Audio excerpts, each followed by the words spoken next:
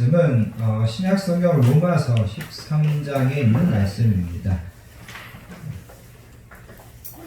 신약성경 로마서 13장 1절부터 7절까지 말씀.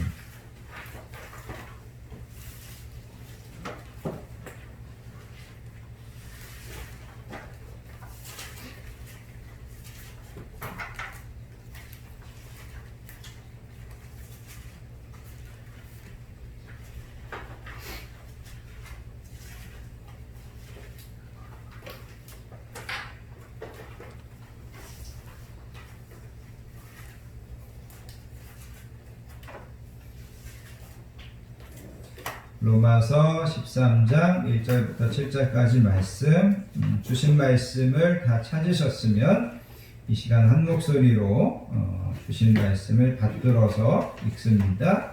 각 사람은 위에 있는 권세들에게 복종하라. 권세는 하나님으로부터 나지 않음이 없나니 모든 권세는 다 하나님께서 정하신 바라.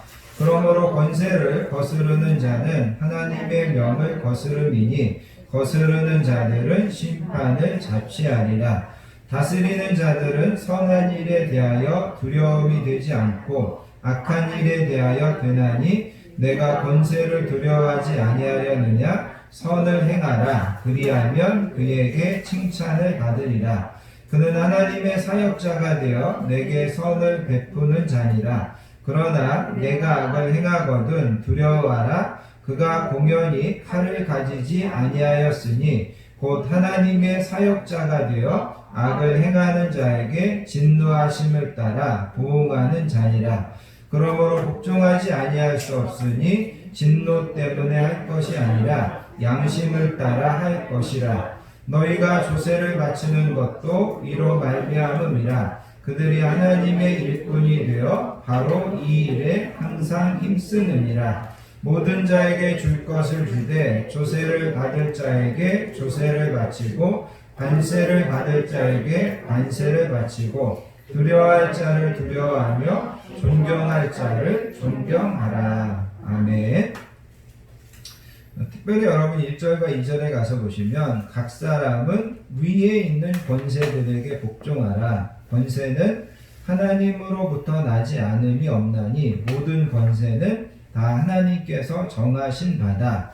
그러므로 권세를 거스르는 자는 하나님의 명령을 거스르는 거다. 거스르는 자들은 심판을 자취하게 될 거다. 그렇게 이야기합니다. 그 다음에 7절 맨 끝부분에 가서 보시면 두려워할 자를 두려워하고 존경할 자를 존경하라. 이렇게 이야기하고 있습니다. 오늘은 이 위에 있는 권세에 복종하라.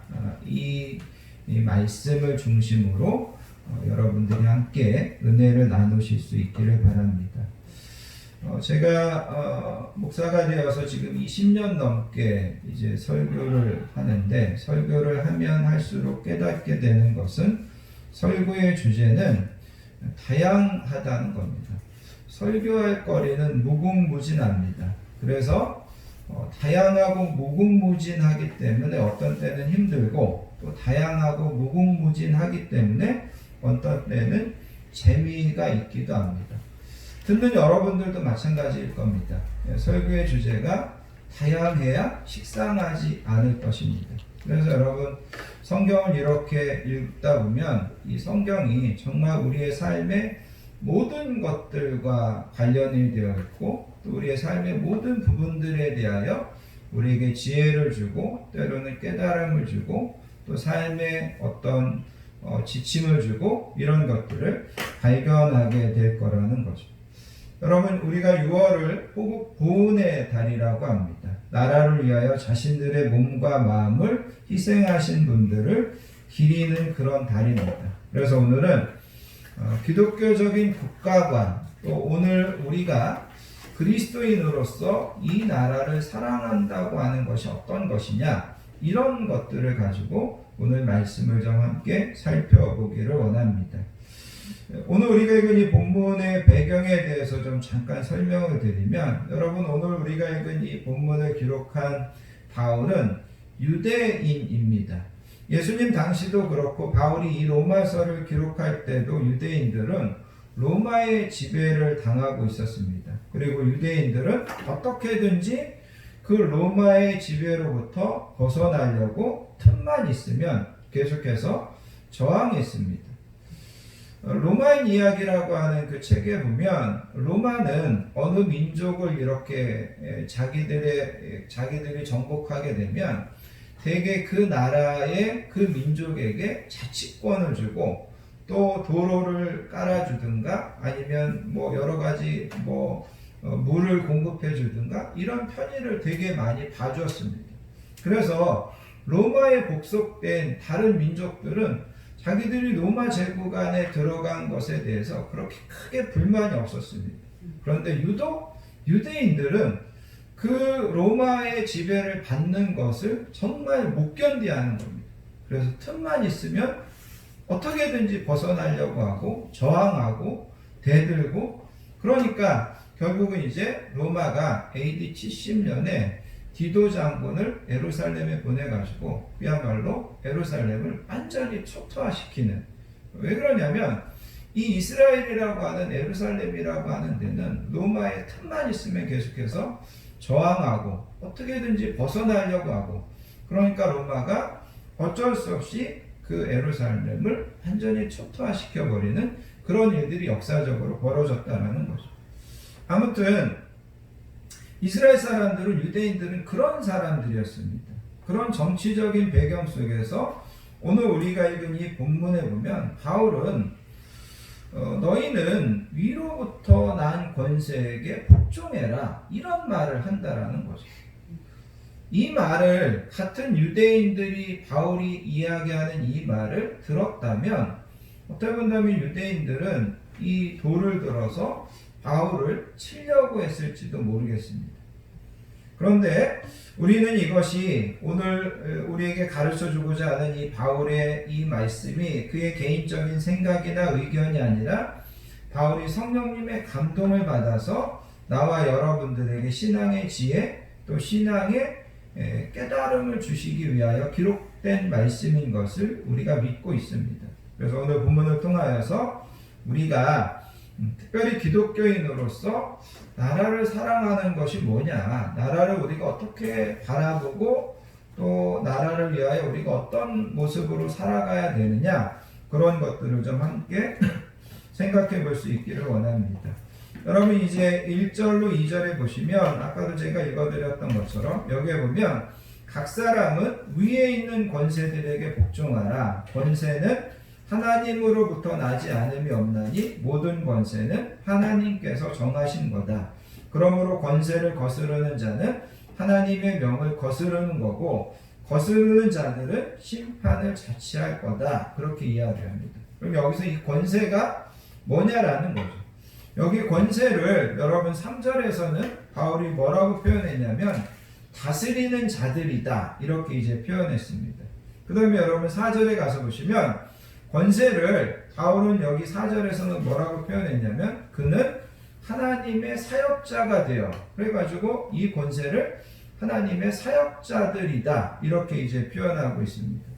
그 다음에 여러분 6절에 가서 보시기 바랍니다. 6절에 가서 보시면 너희가 조세를 바치는 것도 이로 말미암음이라 그들이 하나님의 뭐가 된다고요?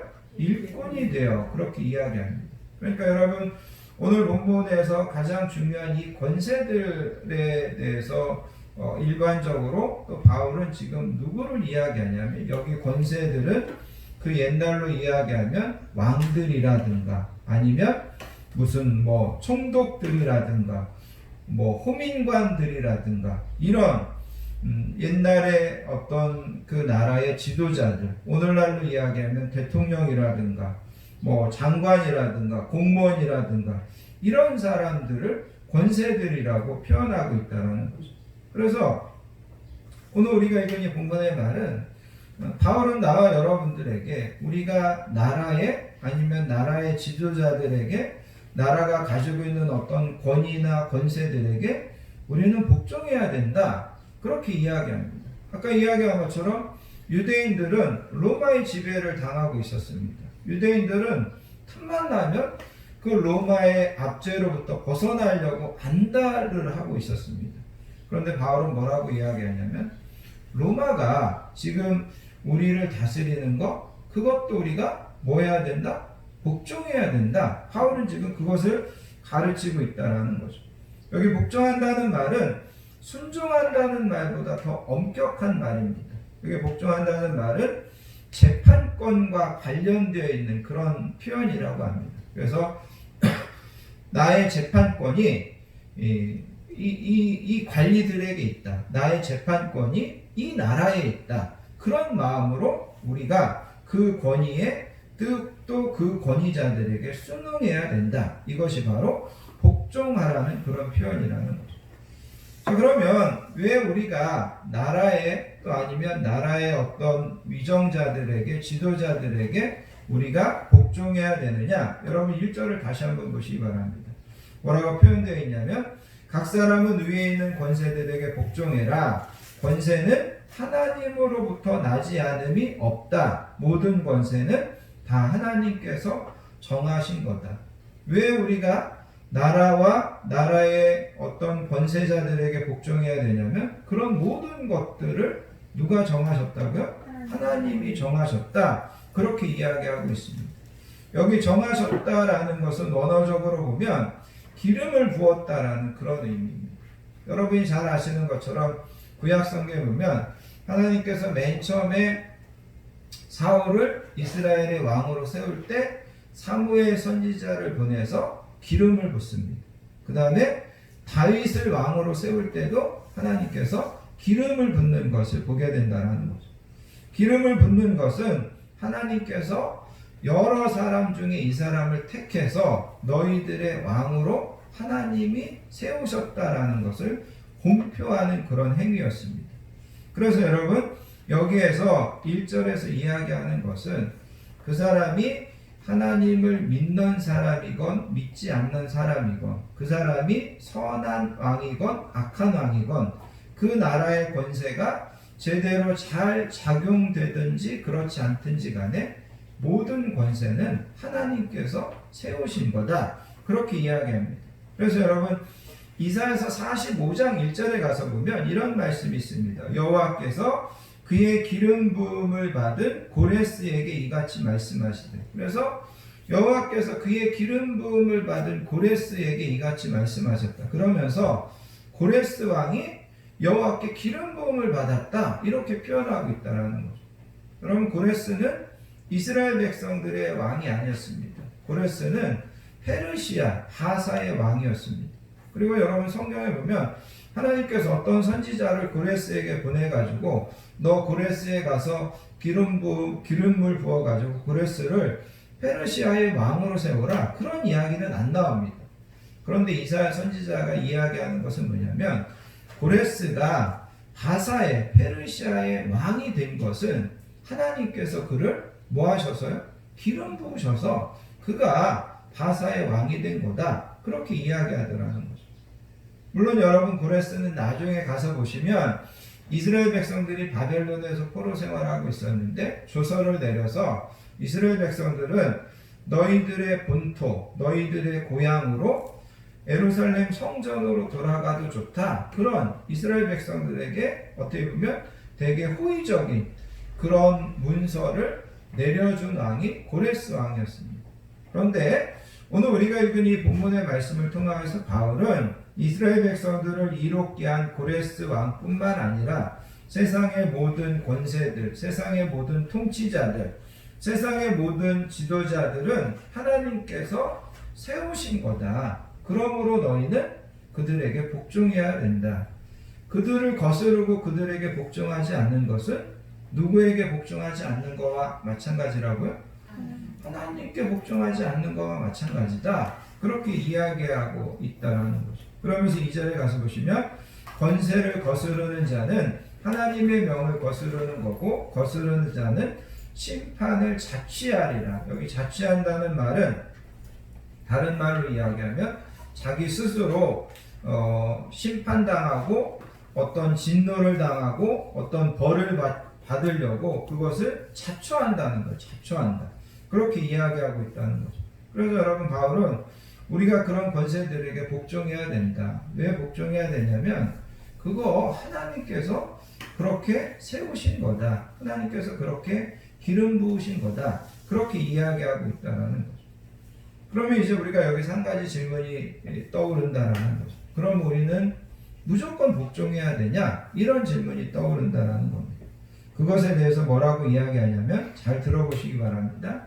국가가 하나님이 금하신 것을 명하거나 하나님이 명하신 것을 하지 못하게 한다면 우리는 하나님께 순종하기 위해서 국가에 불복종해야 된다. 여러분 다시 이야기한다면 국가가 하나님께서 금하신 것을 우리에게 강요합니다. 하나님께서 우리에게 분명히 하라고 했는데 그거를 국가가 못하게 합니다. 그럴 때는 우리는 하나님께 순종하기 위하여 국가의 권력, 국가의 지도자에게는 뭐 할 수 있다고요? 불복종할 수 있다는 겁니다. 그거를 이제 성경은 여러 군데에서 보여줍니다. 여러분 사도행전 4장, 사도행전 5장에 가서 보시면 베드로와 요한과 예수님의 제자들이 예루살렘의 종교 지도자들에게 붙잡혀 갔습니다. 예수님을 전하는 것 때문에 예수님이 부활했다고 가르치는 것 때문에 붙잡혀 갔다라는 거죠. 그러면서 예루살렘의 종교 지도자들이 제자들을 어떻게 보면 겁박합니다. 너네 다시는 예수의 이름을 전하지도 말고 예수의 이름을 가르치지도 마라. 그렇게 겁박한다라는 거죠. 근데 그때 베드로와 요한이 뭐라고 이야기했냐면 하나님 앞에서 너희의 말을 듣는 것이 하나님의 말씀 듣는 것보다 옳은가 판단하라.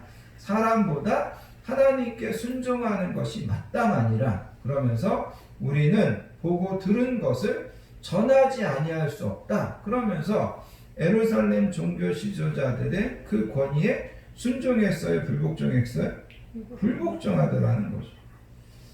여러분 출애굽기 1장에 가서 보시면 애굽 왕 바로가 이스라엘 백성들이 인구가 작고 막 엄청나게 늘어나는 거예요. 그러니까 바로가 생각할 때 이러다가 이 애굽 사람들보다도 이스라엘 백성들이 더 많아지면 안 되겠거든요. 그래서 이스라엘의 산파들을 불러다가 너네들이 아기 낳는 여자한테 가서 보다가 여자가 태어나면 살려두고 남자아이가 태어나면 죽여라. 그렇게 명령을 했다라는 거죠. 근데 성경은 그 산파들이 하나님을 두려워해가지고 애굽 왕의 명령을 거부합니다. 그러면서 그 남자아이들을 살려두었다라는 거죠. 애굽 왕이 불러가지고 야 내가 남자아이들 죽이려고 했는데 너 왜 그들을 살려두었느냐? 그랬더니 그녀들이 이렇게 대답합니다. 이 히브리 여인들은요 얼마나 건강한지 산파 아기를 낳는다고 연락을 주면 내가 가보면 벌써 아기를 다 낳았더라고요. 그래서 죽일 수가 없었습니다. 그렇게 대답하더라는 거죠. 그런데 여러분 성경은 하나님께서 그 산파들이 그렇게 행동한 것에 대해서 하나님이 그들에게 은혜를 베풀었다. 그래서 하나님께서 그 산파들이 하나님을 경외함으로 하나님이 그들의 집안을 흥왕하게 하셨다. 흥왕하게 하셨다. 이렇게 이제 기록되어 있다는 거죠. 그녀들도 아까 이야기한 것처럼 애굽 왕의 명령을 거부하고 도리어 하나님께서 그것을 귀하게 보고 하나님께서 그녀들을 축복해 주신 것을 볼 수 있다는 겁니다. 여러분 우리가 다니엘서 3장, 다니엘서 6장에 가서 보시면 사드락과 메삭과 아벳느고는 왕의 금 신상에게 절해라 그랬는데 그거를 복종했어요? 거부했어요? 거부했죠. 그걸 거부하다가 풀무불에 던져지게 됩니다. 다니엘은 조서를 내려서 앞으로 30일 동안 어떤 신상이나 어떤 사람에게도 기도할 수 없다. 그렇게 조서가 내려졌는데 다니엘은 그것을 알고도 집으로 돌아가서 자기의 고향 예루살렘을 향하여 난 창문을 열고 거기에서 하나님 앞에 기도하는 것을 볼 수 있다는 것. 다니엘은 알고 있었어요. 이 조서가 누구를 타켓으로 만들어진 조서인지 그리고 이 조서를 꾸민 사람들의 궁극적인 목적이 뭔지 다니엘 한 사람을 잡기 위하여 그 조서를 만들었다는 것을 다니엘은 알고 있었다는 것. 그럼에도 불구하고 다니엘은 그것을 거부하고 하나님 앞에 기도하고 무릎 꿇게 되고, 그래서 결국은 사자굴에 던져지는 것을 보게 된다는 것. 그래서 여러분, 우리가 너희는 위에 있는 권세, 나라의 어떤 지도자들, 나라의 어떤 통치력, 이런 것들에 복종해야 되는데, 그것이 절대적인 명령이 아니라 아까 이야기한 것처럼 국가가 하나님이 우리에게 명하신 것을 못하게 하거나, 아니면 하나님이 하지 말라고 한 것을 국가가 우리에게 강요하거나, 그러면 우리는 더 큰 하나님께 순종하기 위하여 그런 것들에 대하여는 저항하고 거부할 수 있다. 그렇게 이야기하고 있다는 것. 자, 그러면 하나님께서 위에 있는 권세를 세우셨는데, 하나님께서 그런 모든 권세를 임명하셨는데, 왜 하나님께서 그것을 임명하셨냐라는 거죠. 여러분 4절을 보시기 바랍니다. 4절에 보시면 국가의 목적을 우리가 볼 수 있습니다. 하나님이 왜 국가를 세우셨는지 그 이유를 볼 수 있습니다. 그래서 여러분 4절에 보시면 이렇게 기록되어 있습니다. 그는 하나님의 사역자가 되어 내게 선을 베푸는 자니라. 이게 국가의 하나의 목적입니다. 국가는 하나님의 사역자가 되어서 백성들에게 뭐를 베풀어야 된다고요? 선을 베풀어야 됩니다. 그 다음에 계속해서 보시면 그러나 내가 악을 행하거든 두려워하라. 그가 공연히 칼을 가지지 아니하였으니 곧 하나님의 사역자가 되어 악을 행하는 자에게 진노하심을 따라 보응하는 자니라.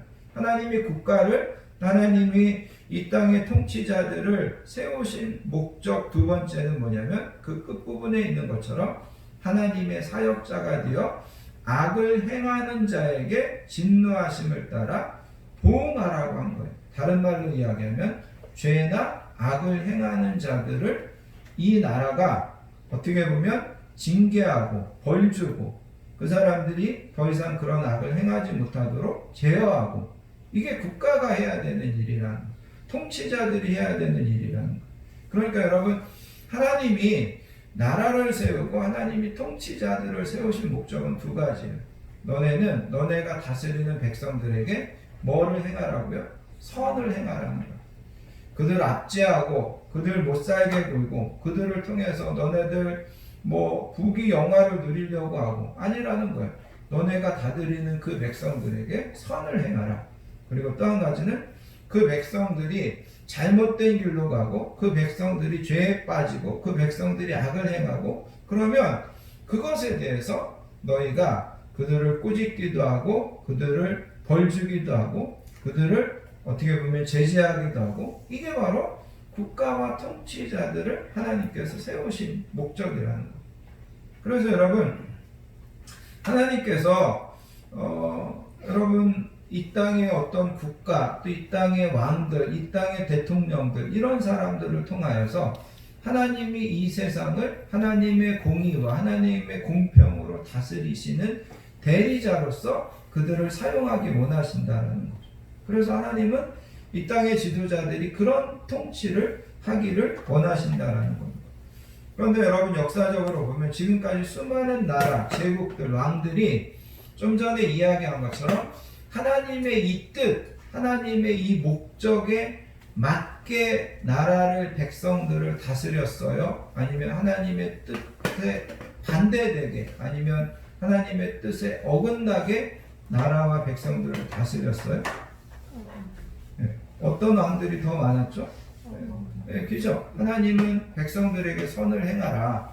백성들이 잘못한 것들에 대해서 너네가 그들을 바로잡아줘라. 그렇게 요구했는데 이 땅의 많은 통치자들은 그렇게 하지 못했다라는 거죠. 그러므로 그들은 언젠가 하나님 앞에서 하나님이 위임하신 그 권한, 그 권리를 잘못 행사한 것에 대해서 반드시 하나님 앞에 책임과 심판을 받게 될 것입니다. 하나님께서 그들에게 그것을 그렇게 위임하셨는데 그거를 잘못 사용하신 거라는 거예요. 여러분, 요한복음 19장에 가서 보시면 빌라도가 예수님을 십자가에 못 박기 전에 마지막 신문을 합니다. 빌라도가 예수님이 죄가 없다는 것을 누구보다도 잘 알아요. 여러분, 빌라도가 정치가고 빌라도가 어떻게 보면 예루살렘에 파견됐다고 하는 것은 이 사람이 나름대로 되게 유능한 사람이기 때문에 되게 골치 아픈 예루살렘에 로마 황제가 파견한 겁니다. 이 사람이 대단히 유능한 사람이기 때문에 특별히 여기 예루살렘에 총독으로 파견했다는 거죠. 이 빌라도가 이 예수님이 죄가 없고 예루살렘의 종교 지도자들이 이 예수를 어떻게 본다면 일부러 죽이려고 한다는 것을 이 빌라도가 안다는 거죠. 다 알아요. 빌라도는 이 예수가 적극적으로 자기에게 나는 무죄합니다. 나는 죄가 없습니다. 그러면서 적극적으로 자기를 변론하고 자기의 무죄를 좀 주장하고 그러기를 좀 바라고 있는데 예수님이 빌라도 앞에서 그렇게 하지 않는 거예요. 그러니까 도리어 빌라도가 답답한 거죠. 분명히 죄가 없는데 분명히 억울하게 지금 죽으려고 하는데 왜 얘는 나한테 사정을 하든지 아니면 나한테 무슨 항의를 하든지 그러면서 이거를 벗어나려고 하지 않나? 이게 이제 빌라도의 의문이라는 거죠. 그래서 빌라도가 예수님에게 그렇게 이야기합니다. 내가 너를 놓을 권한도 있고 못 박을 권한도 있는 줄 알지 못하냐? 그렇게 이야기해요. 내가 너를 놓을 권한도 있고 내가 너를 못 박을 권한도 있는 나 그런 사람이야. 나 그런 권한이 있는 사람이야. 그렇게 이야기하더라는 거죠. 근데 예수님께서 뭐라고 말씀하시냐면 이렇게 말씀하셔요. 빌라도여 위에서 주지 아니하셨더라면 나를 해할 권한이 없었으리니 그러므로 나를 너에게 당신에게 넘겨준 자의 죄는 더 큰 겁니다. 그렇게 이야기하더라고요. 뭐라고 이야기하냐면 당신이 나를 놓을 권한도 있고 나를 못 박을 권한도 있는데 그것도 위에서 주신 겁니다. 하나님께서 주신 겁니다. 그렇게 이야기하더라는 거예요. 그러면서 예수님의 이 말씀은 하나님께서 당신에게 주신 그 권한 그거 당신 잘 사용해야 됩니다. 당신의 양심에 따라 로마의 법에 따라 정말 당신이 그거를 잘 사용해야 됩니다. 그렇게 예수님께서 이야기하더라는 거죠. 아무튼 중요한 것은 뭐냐면 그럼에도 불구하고 예수님도 이 빌라도가 그 권한을 잘못 사용하고 그 다음에 예루살렘의 종교 지도자들이 그 권한을 잘못 사용하는데 예수님은 그것에 대해서 저항하지 않고 그것마저도 받아들이더라는 거예요. 이게 또 놀라운 거예요. 왜냐하면 예수님은 그런 것들을 저항할 수 있는 힘이 있어요. 예수님은 그런 것들을 저항할 수 있는 분명한 권세가 있어요. 그런데도 예수님께서 그 불의한, 그 야합하는 그 모든 것들을 하시는데 그거를 그냥 다 예수님이 받아들이더라는 거죠. 순응하더라는 거죠. 이게 이제 예수님의 위대하심이라는 겁니다. 아무튼 이 말씀을 통하여서 우리가 분명히 기억해야 되는 것은 나라라고 하는 것은 국가의 권력이라고 하는 것은 지도자들이라고 하는 것은 백성들에게 선을 행하고 그 나라가 하나님의 공의, 하나님의 공평 이런 것들이 잘 실현되도록 그 나라를 다스리는 권한을 위임받은 자들이다. 이거를 이제 알아야 된다는 겁니다. 그러면서 여러분 오늘 우리가 이제 7절에 가서 보시기 바랍니다. 7절에 가서 보시면 이렇게 이야기합니다. 모든 자에게 줄 것을 주되 조세를 받을 자에게 조세를 바치고 관세를 받을 자에게 관세를 바치고 두려워할 자를 두려워하고 존경할 자를 존경하라. 여기서 이제 제가 강조하고 싶은 것은 맨 마지막에 있는 존경할 자를 존경하라는 겁니다. 존경할 자를 존경하라. 여러분 우리는 일제시대를 거치면서 또 많은 정치적 혼란기를 보내면서 정치에 대한 또 정치 지도자들에 대한 불신이 되게 또 반감이 큰 것이 사실입니다. 그래서 우리는 대통령이나 위정자들이나 이런 사람들을 너무 우습게 합니다. 그래서 어린애들도 함부로 대통령의 이름을 부르고 욕하고 조롱하고 이런 것이 이제 우리의 문화라는 거죠. 그런데 성경은 뭐라고 이야기하냐면 그런 사람들을 존중해라 그렇게 이야기합니다. 존중해라. 자 여러분 이제 1절에 있는 말씀을 좀 다시 한번 연결시켜 보면 각 사람은 위에 있는 권세들에게 복종해라 그렇게 이야기합니다. 여러분 위에 있는 권세도 있고요.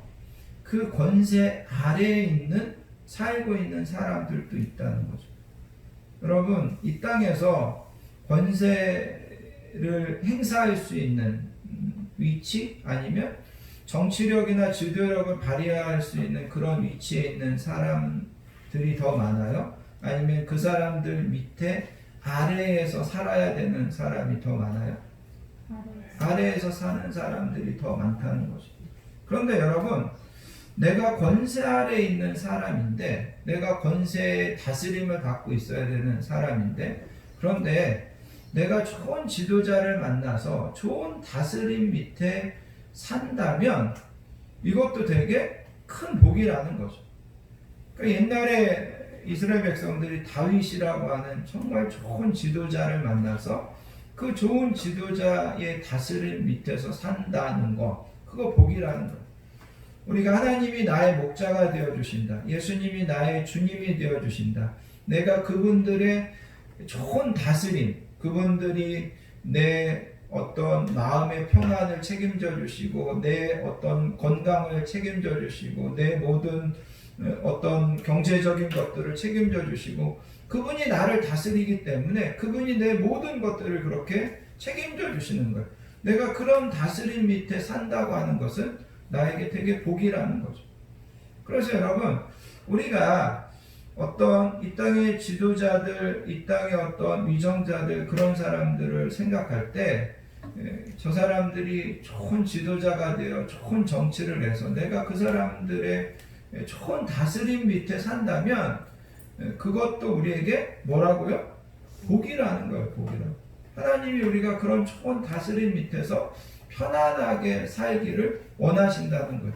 내가 꼭 어떤 정치 권력을 행사할 수 있는 위치에 올라서야 되고 내가 꼭 국가 권력을 잡아야 되고 또 그 잡은 사람들을 무조건 끌어내리려고 하고 그게 아니라 좋은 지도자가 좋은 나라를 다스리고 그 밑에 내가 잘 순응해서 사는 것 그것도 복이다. 그것도 하나님께서 우리에게 원하시는 모습이다. 이거를 우리가 기억하셔야만 된다는 거죠. 그리고 우리를 위하여 수고하는 그 지도자들을 존경하고 또 그들을 우리가 좀 잘 따라주는 그런 모습들을 우리가 보여줄 수 있어야 된다는 것. 결론적으로 여러분 우리가 나라와 민족을 사랑한다. 저는 누구보다도 우리 그리스도인들이 나라와 민족을 사랑하는 사람이라고 확신합니다. 우리가 나라와 민족을 사랑할 때 저와 여러분들이 이 시대에 꼭 해야 되는 것 중에 한 가지는 뭐냐면 나라와 민족을 위하여 민족적인 회개의 기도를 해주시기를 바랍니다. 우리가 하나님 아버지 앞에 다시 회개하고 돌아서고 여러분 우리가 지금까지 큰 정치적인 격변기 정말 어떻게 보면 변변치 않은 그런 정치적인 지도자들 속에서도 우리나라가 이만큼 안정되고 우리나라가 이만큼 복받을 수 있었던 것은 하나님의 은혜였고 또 우리가 그렇게 복받을 수 있었던 것은 이 나라 이 민족이 항상 하나님 앞에 무릎 꿇었기 때문이라는 거죠. 그죠? 우리 믿음의 선배들, 우리 믿음의 부모님들의 세대들이 하나님 앞에 무릎 꿇고 하나님 앞에 간구하고 그럴 때 하나님께서 우리를 지키시고 하나님께서 이렇게까지 복 주셨다라는 것. 그렇다면 우리가 나라와 민족을 사랑하는 가장 큰 모습은 어떻게 나타나야 되냐면 이 나라 민족의 죄악을 회개하고 우리가 다시금 하나님의 은혜 하나님의 도우심을 받을 수 있는 나라와 민족 되게 해달라고 하나님 앞에 기도하는 것이 나라와 민족을 누구보다 사랑하는 길임을 기억하시고 나라와 민족을 위하여 여러분 기도해 주시기를 바랍니다. 이런 말씀을 좀 드리고 싶습니다. 가장 큰 애국은 기도고 가장 큰 애미는 전도해서 영혼 구원하는 거다. 한번 따라해 볼까요? 가장 큰 애국은 기도입니다. 가장 큰 애미는 전도해서 영혼 구원해 주는 것입니다.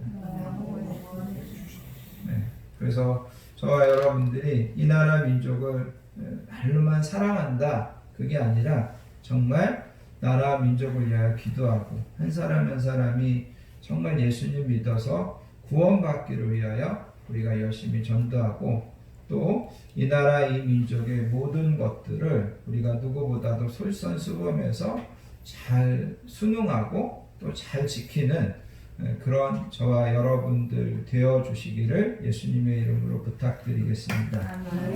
기도하겠습니다. 하나님 아버지 감사합니다. 오늘도 하나님 앞에 나와 귀한 말씀을 듣습니다. 하나님께서 세상의 모든 국가 또 세상의 모든 통치자들을 우리를 위하여 세우셨다라는 말씀을 듣습니다.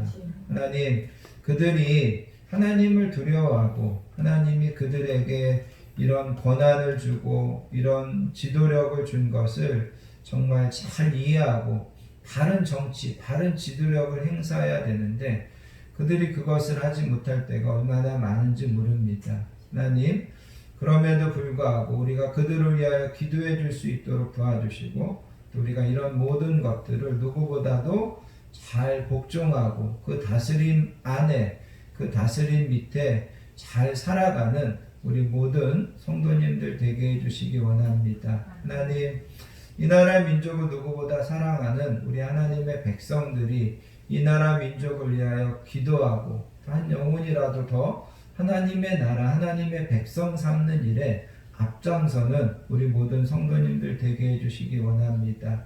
하나님, 지금까지도 이 나라 민족을 하나님께서 보살피시고 이 나라 민족을 하나님께서 은혜 주시고 복 주셨는데 계속해서 하나님의 장중에 붙들어 주시고 하나님께서 계속해서 은혜 주시고 사랑해 주시고 아껴 주시는 이 나라 이 민족 되도록 이끌어 주실 줄 믿습니다. 감사드리며 사랑 많으신 예수님의 이름으로 간절히 기도하옵나이다. 아멘. 찬송가 582장 어두운 밤 마음에 잠겨 찬양하시면서 하나님 앞에 준비한 예물 드리도록 하겠습니다. 582장 찬양입니다.